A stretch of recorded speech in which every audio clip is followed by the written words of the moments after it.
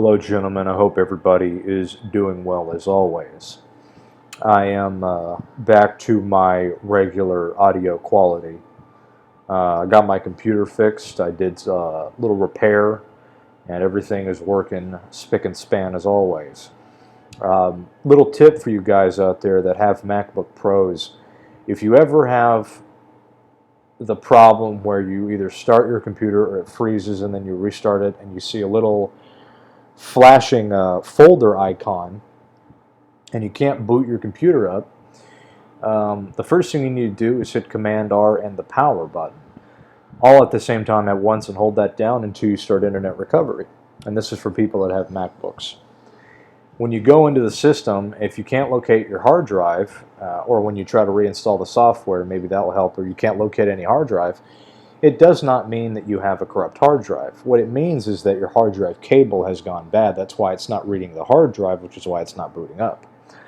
So that's the problem with the blinking folder icon 90% of the time.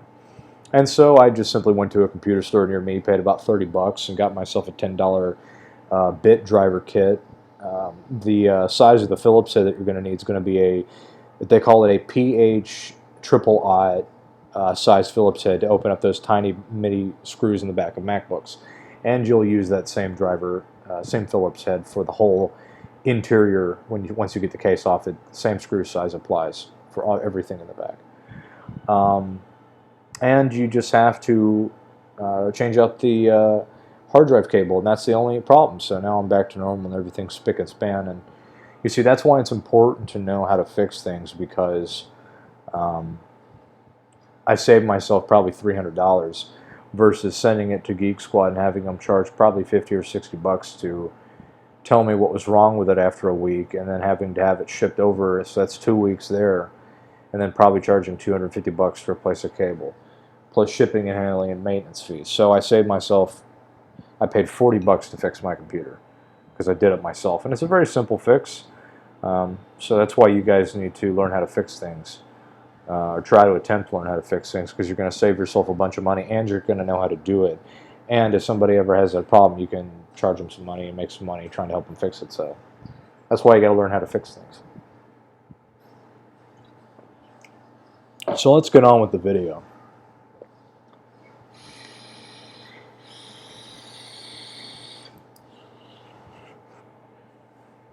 I want to talk today about the collapse of civilization again. I made a previous video about this, but I want to talk about this more in depth. The first thing I'm going to say is I'm not a very optimistic person at the moment about the future. And I'm going to tell you why. First of all, I think that when you get older, you realize, at least your optimistic, hopeful side kind of goes down as you get older, because you realize that it's just reality.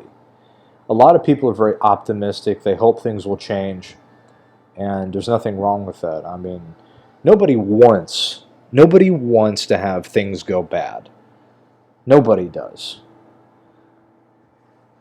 But I'm going to give you the reason why I'm not very optimistic, because it's not realistic. Optimistic is not realistic. Because a good example of this would be the instance that you tell kids and tell young people that what does the saying go? Do what you love and the money will follow. That's ridiculous. That's what I was told to believe in, and it got me nowhere. Absolutely nowhere. By the time, I actually was fortunate enough not to have been caught up in financial error because of that situation, but I did lose money. And I was told, do what you love and the money will follow. So I got into the film business, not realizing that the whole thing is a complete scam, pretty much, unless you're in the club.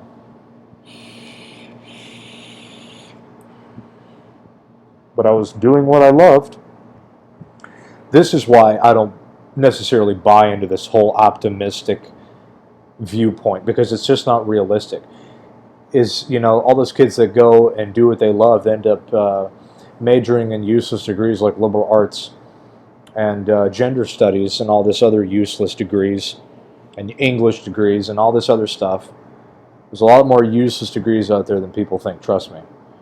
You know, they did what they loved, I guess, and look where they ended up. They ended up being in severe debt, not having job prospects worth a crap other than working as a barista at Starbucks, and they got a useless degree. Now they're going to have to probably go back to college to spend even more money and end up even in more debt to go and probably get another useless degree because they think that that degree wasn't useless enough, right? Because they did what they loved.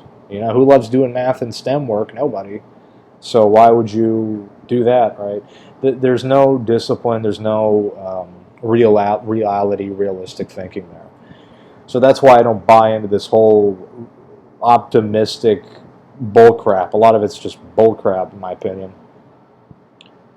You got to be hopeful, but there's a difference between the extent of how far that ends up going, because then it'll just turn into liberalism, which is a mental illness, as Michael Savage would say.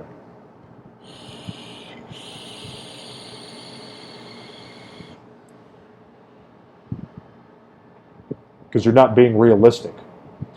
The kids that got those useless degrees were not being realistic about the job market. You can argue whether or not they were told what it is or not and how that all works. It doesn't matter. You're not being realistic. How does it tie into the world today? How does that tie into feminism and the feminist agenda? How does it tie into women today? Well, I'm going to tell you how it ties in. A lot of people hope and they tell, well, not all women are like that, and they hope that maybe they'll wake up and change things because it's up to them, and that's not true. Because nobody's going to do anything that doesn't benefit them. That's what we've learned in Mgtow. We're not going to do anything that doesn't benefit us anymore because we realize it's a waste of time. So if you are competing against the government, which is what the feminist agenda has implemented by giving women free checks and all this welfare money, there is no way that you can compete with that. That's unrealistic. That's not optimistic saying, well, there's not all women are like that, and there's still a few. No. Because women follow trends. They follow what everybody does. They are bandwagon followers. They are mimickers. They are part of a hive mind. They do what everybody else does. They adapt. I'm trying to figure out what is the right word to say what that word is. They're collectivists. That's what it is.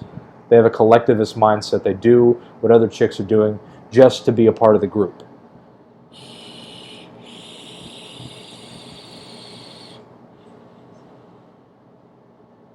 So it is unrealistic to expect that you're going to find a chick out of all the women today that you find that is going to be worth the investment of any kind of substantial involvement with a woman in terms of an intimate relationship. It is not realistic. It is a waste of time. A lot of people are optimistic about the fact that there's some women out there that seem to be not that. Well, I think that's ridiculous, because where are these so-called Nawalts?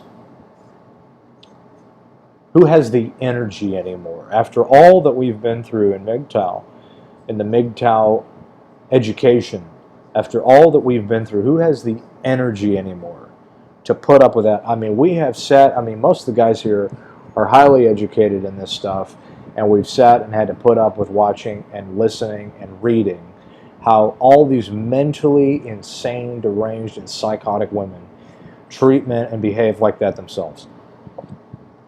How do you have the energy after all of that to go and still try to find this so-called Nawalt? I do not understand it, other than it's insanity. The definition of insanity is doing the same thing over and over again expecting a different result. You're insane if you're doing that.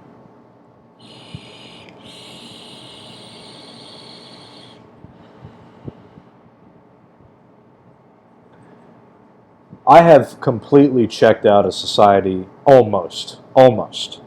just almost, because I'm starting to get to a point where I realize how screwed up we are right now, and that really the only place we're going from this point forward is down a rocky cliff all the way straight down to the bottom. Straight down to the bottom. Because marriage rates are declining, divorce rates are increasing, the feminist agenda and all this social justice warrior bullcrap hasn't changed at all. We can, like I've said in previous videos, we can sit here and we can talk about how awful women are, how terrible they are. It doesn't change the fact. It's not going to change anything. Okay? And I've had to come to this realization myself, because we're wasting time.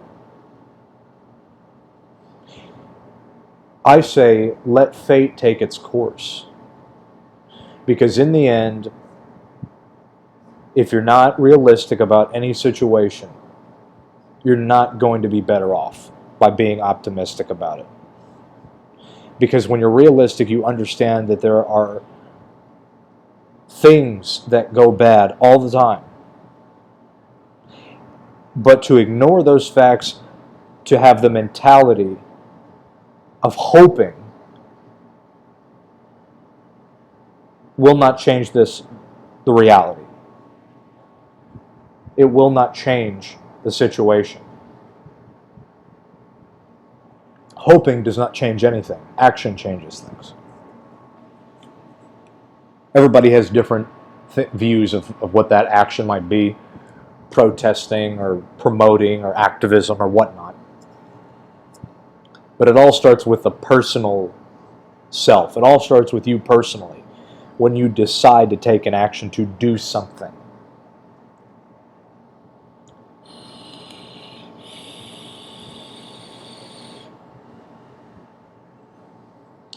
Right now, I have basically thought of it this way about our Western society and our Western civilization, our relationship with women, the gender war, the gender relations, the battle between the sexes, feminism, social justice warriors, all these other things.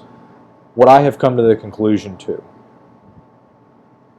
is that the best way I can describe what we're dealing with right now is the fact that it's almost like being a doctor. In the sense that when you are a doctor, you have to tell patients sometimes and at some point in your career that somebody has a terminal illness. And you're going to have to inform them and the family that this person has an extremely low chance of making it through this because it's terminal, and it all usually ends up in one result, which is death, depending on how severe the terminal illness is. We have a cancer growing in Western civilization, in Western society, in America. Forget about civilization, forget about society. America, to make it more simplistic and broad of a point. We have a cancer growing, and it is a terminal cancer that will continue to spread. When you try to tell people that, you get a mix of emotional reactions, like you do if you were telling somebody, a person, that they have a terminal illness that they probably will die from. Anger, confusion, frustration, and hope. Hope to beat the odds. Hope to somehow beat the odds. But that's not being realistic about how severe the illness is. And if you didn't prepare, then you're not going to have the luxury of hope. Because hope requires you to be prepared. Hope requires you to be prepared. If you're not prepared, then what does hope bring other than just an opportunity? With opportunity requires the ability to act on that opportunity in the best possible way. And the best possible way to react to opportunity is to be prepared for that opportunity.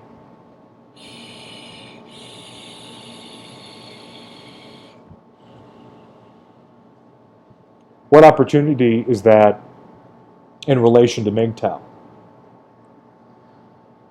It is the opportunity to be awakened from this artificial, fabricated bullcrap that surrounds us today, that we and any bit of intelligent person knows this cannot sustain itself no matter how hard we try. It's not going to work. The feminism isn't going to survive. The women ain't going to survive this bullcrap because they've been brainwashed to believe so. The world is not going to survive terminal illness because it's not prepared.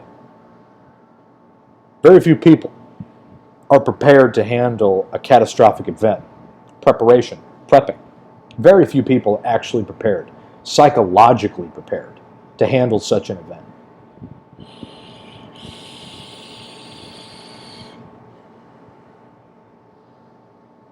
Because the shock and all of those notions of being optimistic and hopeful, when that shatters, when that mentality is destroyed, most people will just give up because they did not prepare to possibly have that situation not work out, because they put all their hope into believing that something like that could change because they hoped. That's a mentality. That's a way of thinking. Hope is a mentality. It is not a action. It is not a realistic point of view.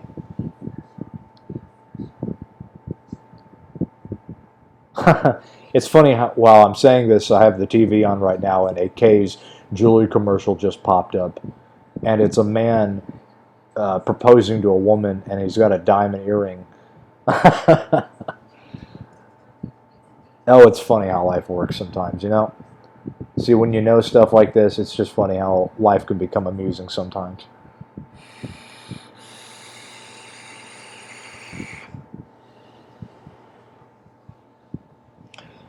My whole point is to say that you need to get yourself prepared. If you haven't hung it up, if you haven't dropped out of being a part of this dating scene, being a part of chasing after the marriage ideology, the marriage ideal, the idea of marriage, and having kids in this society, if you haven't been realistic about how things are right now, then you're going to really end up finding yourself in a pretty different position.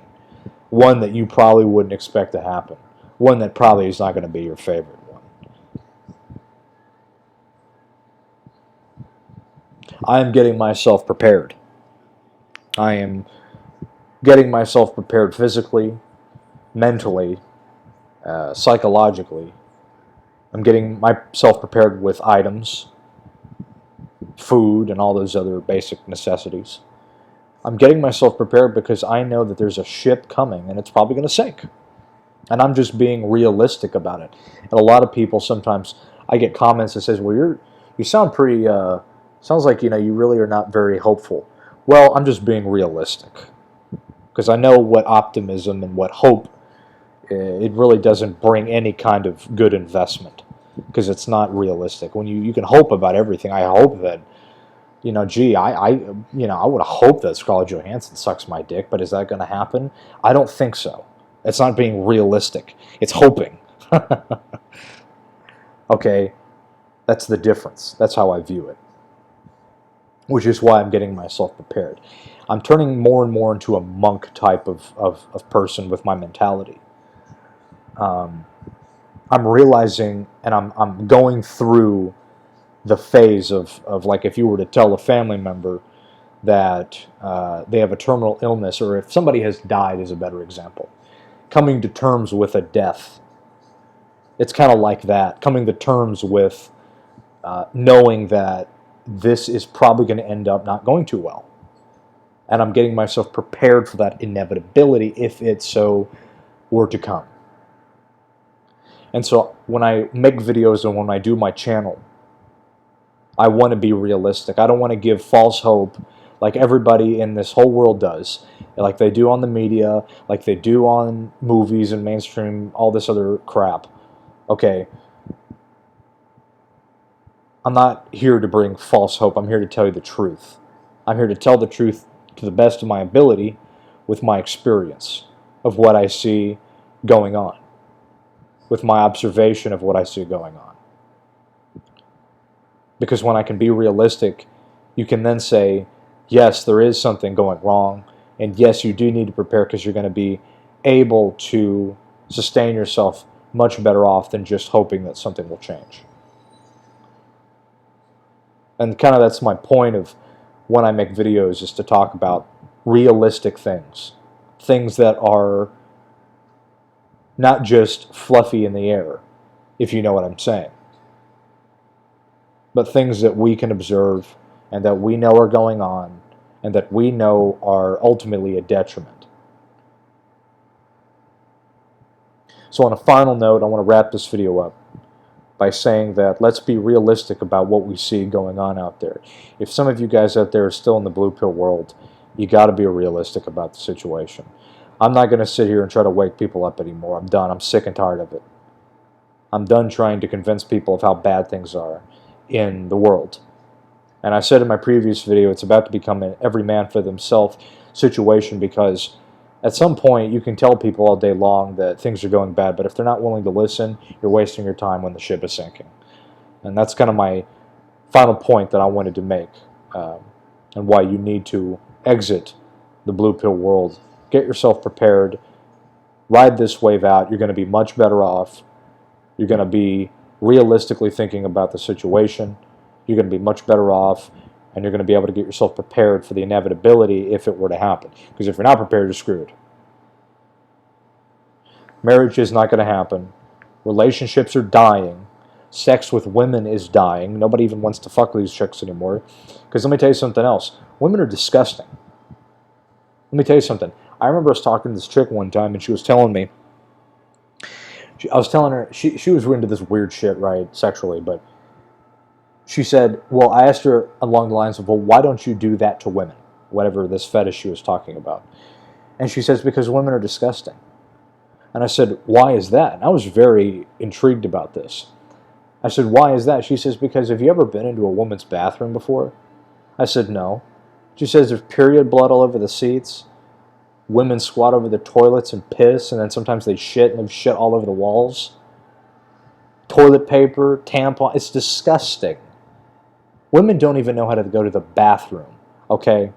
They can't even sit on a toilet and go to the bathroom properly. I mean, give me a freaking break. I'm not going to engage myself with somebody who is unable to even know how to go to the fucking bathroom. I'm serious. Yet they go around and they parade around like they're these special little snowflakes. It's a joke. It's stupid. I'm hanging it up. I'm not engaging with these women. I don't want to fuck them. I don't want to be with them. I don't want to talk to them. I don't want to hang out with them. They repulse me. I'm disgusted. I want nothing to do with them. We got a fucking train coming on the tracks, and you want to talk to me about marriage and lovey-dovey bullshit while the train's coming. This whole thing that we're dealing with, and all these little social justice warriors and feminism and men hate women and this and that and arguing about women, it's a fucking distraction. When it's there to distract us, to tranquilize us, to keep our attention away from that train coming. And if we don't see that train coming, we're never going to see it coming.